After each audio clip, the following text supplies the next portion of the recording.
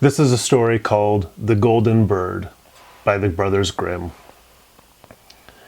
In olden times there was a king who had behind his palace a beautiful pleasure garden in which there was a tree that bore golden apples.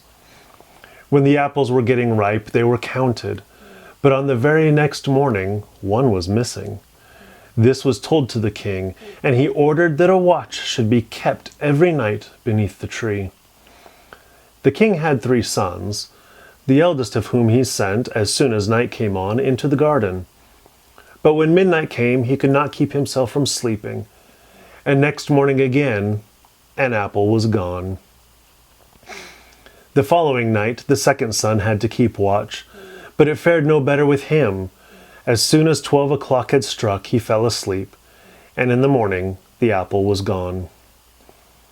Now it came to the turn of the third son to watch, and he was quite ready, but the king had not much trust in him, and thought that he would be of less use even than his brothers. But at last he let him go. The youth lay down beneath the tree, but kept awake, and did not let sleep master him.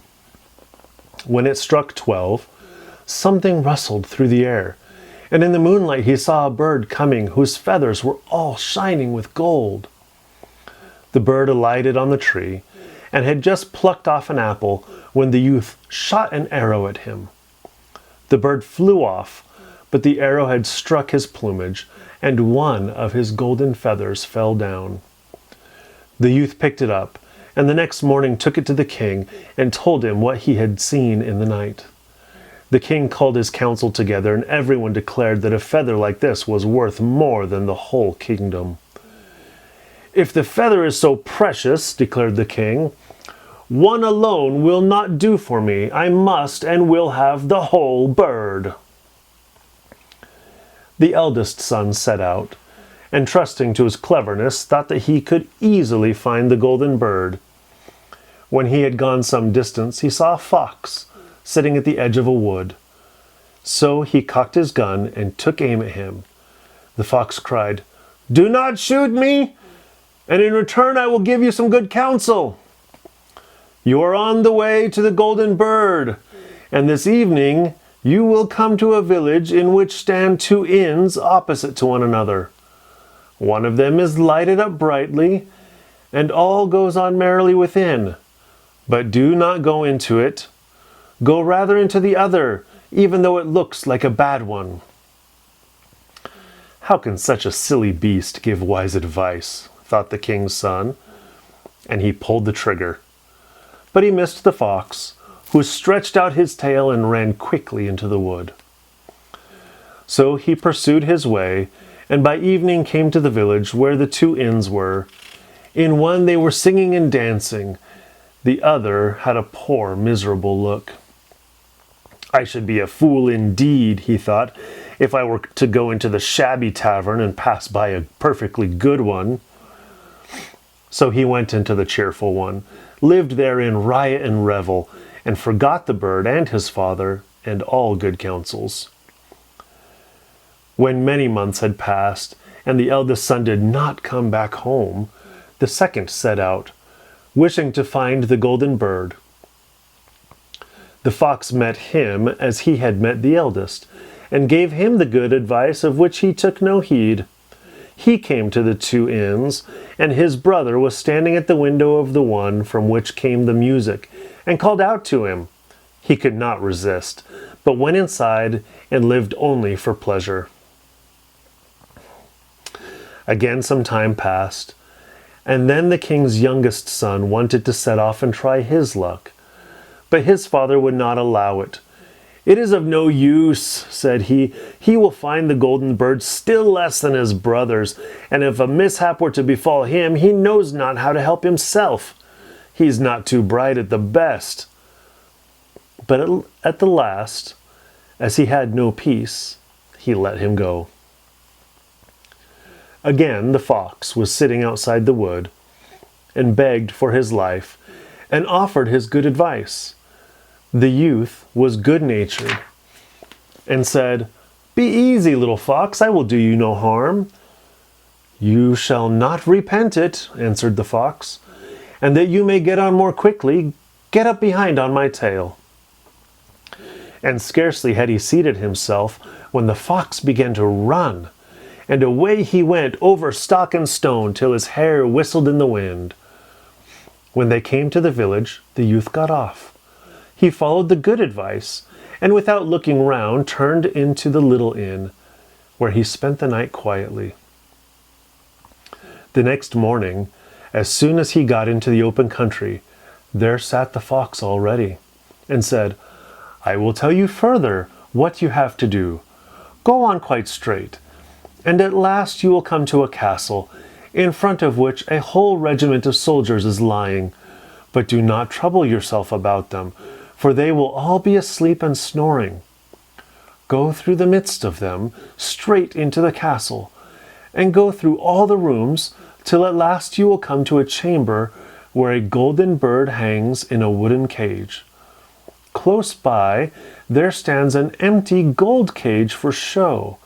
But beware of taking the bird out of the common cage and putting it into the fine one, or it may go badly with you." With these words, the fox again stretched out his tail, and the king's son seated himself upon it.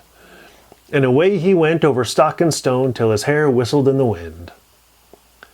When he came to the castle, he found everything as the fox had said.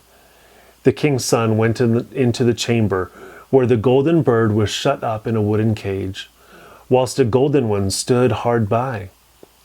And the 3 apples lay about the room. "But," thought he, "it would be absurd if I were to leave the beautiful bird in the common and ugly cage." So he opened the door, laid hold of it, and put it into the golden cage. But at the same moment the bird uttered a shrill cry. The soldiers awoke, rushed in, and took him off to prison.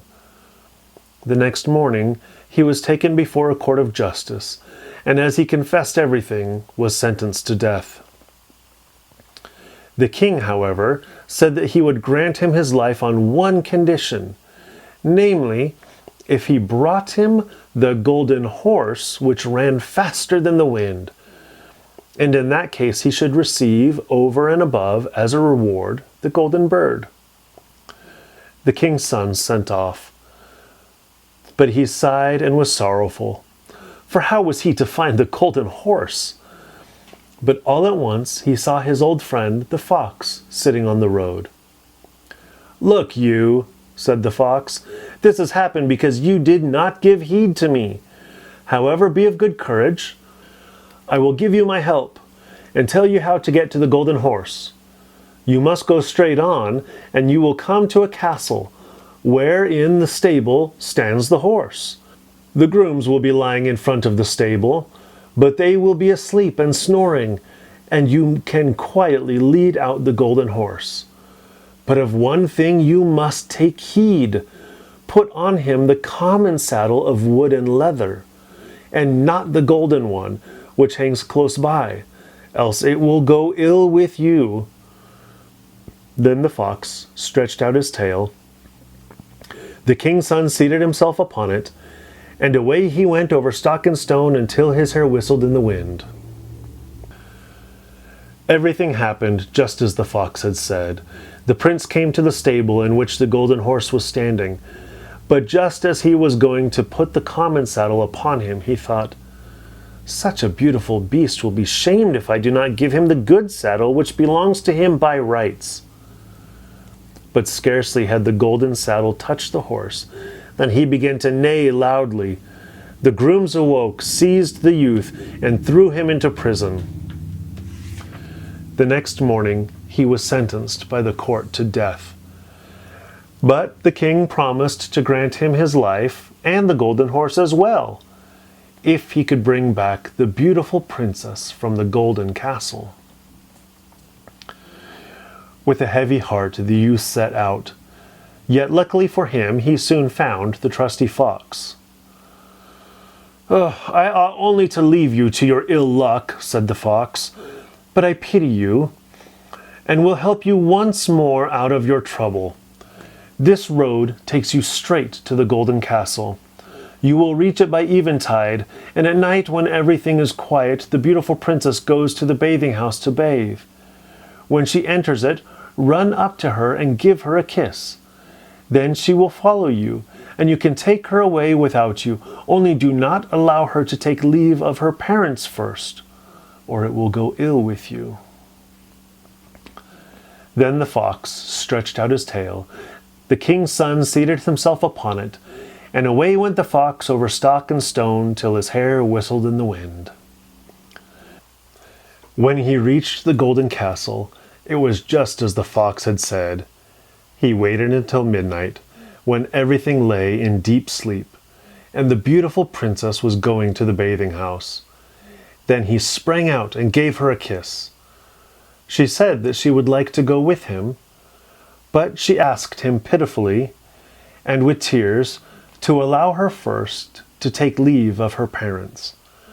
At first he withstood her prayer, but when she wept more and fell at his feet, he at last gave in. But no sooner had the maiden reached the bedside of her father than he and all the rest of the castle awoke, and the youth was laid hold of and put into prison. The next morning the king said to him, "Your life is forfeited, and you can only find mercy if you take away the hill which stands in front of my windows, and prevents my seeing beyond it. And you must finish it all within 8 days. If you do that, you shall have my daughter as your reward." The king's son began, and dug and shoveled without stopping. But when after 7 days he saw how little he had done, and how all his work was as good as nothing, he fell into a great sorrow, and gave up all hope. But on the evening of the 7th day the fox appeared and said, "You do not deserve that I should take any trouble about you, but just go away and lie down to sleep, and I will do the work for you." The next morning, when he awoke and looked out of the window, the hill had gone. The youth ran full of joy to the king and told him that the task was fulfilled, and whether he liked it or not, the king had to hold to his word and give him his daughter. So the two set forth together, and it was not long before the trusty fox came up with them. "You have certainly got what is best," said he, "but the golden horse also belongs to the maiden of the golden castle." "How shall I get it?" asked the youth.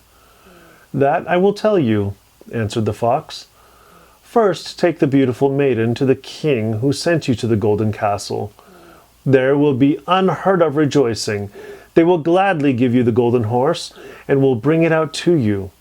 Mount it as soon as possible, and offer your hand to all in farewell, last of all to the beautiful maiden. And as soon as you have taken her hand, swing her up onto the horse, and gallop away, and no one will be able to bring you back, for the horse runs faster than the wind." All was carried out successfully, and the king's son carried off the beautiful princess on the golden horse. The fox did not remain behind, but he said to the youth, "Now I will help you get the golden bird. When you come near to the castle where the golden bird is to be found, let the maiden get down, and I will take her into my care. Then ride with the golden horse into the castle yard. There will be great rejoicing at the sight, and they will bring out the golden bird for you. As soon as you have the cage in your hand, gallop back to us, and take the maiden away again." When the plan had succeeded, and the king's son was about to ride home with his treasures, the fox said, "Now you shall reward me for my help." "What do you require for it?" asked the youth. "When you get into the wood yonder, shoot me dead and chop off my head and feet." "That would be fine gratitude," said the king's son. "I cannot possibly do that for you." The fox said, "If you will not do it, I must leave you. But before I go away, I will give you a piece of good advice.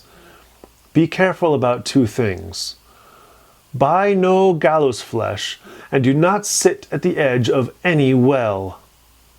And then he ran into the wood. The youth thought, "That is a wonderful beast. He has strange whims. Who on earth would want to buy gallows flesh? As for the desire to sit at the edge of a well, it has never yet occurred to me." He rode on with the beautiful maiden, and his road took him again through the village in which his two brothers had remained. There was a great stir and noise, and when he asked what was going on, he was told that two men were going to be hanged. As he came nearer to the place, he saw that they were his brothers, who had been playing all kinds of wicked pranks, and had squandered all their wealth.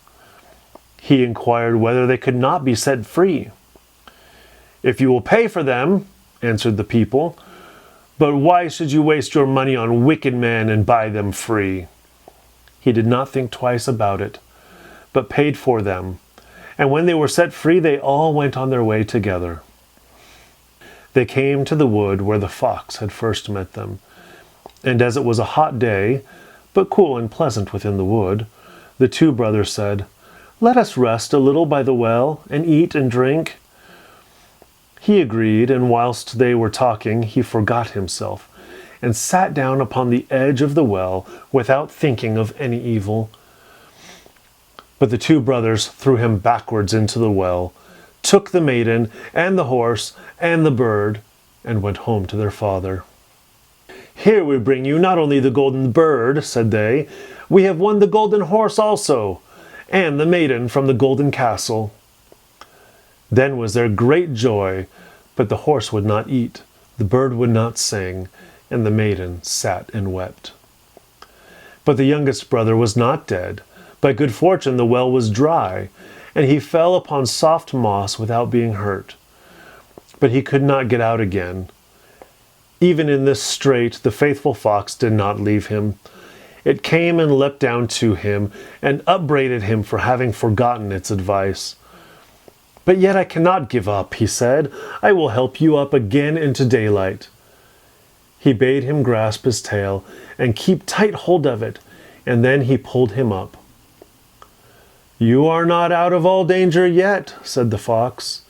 "Your brothers were not sure of your death, and have surrounded the wood with watchers, who are to kill you if you let yourself be seen." But a poor man was sitting upon the road, with whom the youth changed clothes, and in this way he got to the king's palace. No one knew him, but the bird began to sing, the horse began to eat, and the beautiful maiden left off weeping. The king, astonished, asked, "What does this mean?" Then the maiden said, "I do not know, but I have been so sorrowful, and now I am so happy. I feel as if my true bridegroom had come." She told him all that had happened, although the other brothers had threatened her with death if she were to betray anything. The king commanded that all people who were in his castle should be brought before him, and amongst them came the youth in his ragged clothes. But the maiden knew him at once and fell upon his neck. The wicked brothers were seized and put to death, but he was married to the beautiful maiden and declared heir to the king. But what happened to the poor fox? Long after, the king's son was once again walking in the wood, when the fox met him and said, "You have everything now that you can wish for, but there is never an end to my misery, and yet it is in your power to free me." And again he asked him with tears to shoot him dead and to chop off his head and feet. So he did it, and scarcely was it done when the fox was changed into a man, and was no other than the brother of the beautiful princess, who at last was freed from the magic charm which had been laid upon him, and now they had all the happiness they wanted as long as they lived.